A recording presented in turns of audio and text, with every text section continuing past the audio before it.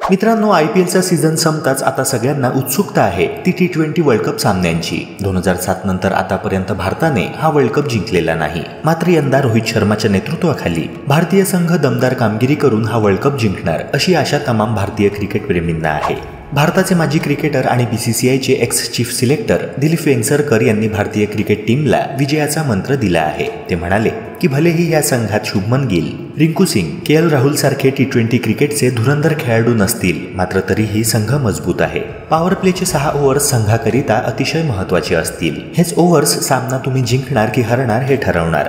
तेव्हा भारतीय संघाने सुरुवात उत्कृष्ट करण्यावर भर द्यावा। सुरुवातीचे 6 ओव्हर्स, मग ते बॉलिंगचे असो किंवा बॅटिंगचे, त्या ओव्हर्समध्ये प्रतिस्पर्धी संघाला डॉमिनेट करण्याचा तुमचा प्रयत्न असला पाहिजे। तेव्हा तुम्ही आरामात सामना जिंकू शकता।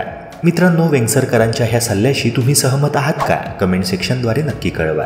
तसेच स्पोर्ट्स रिलेटेड कंटेंट्स मराठीत बघण्याकरिता चॅनलला सबस्क्राईब करून बेल आयकॉन प्रेस करा।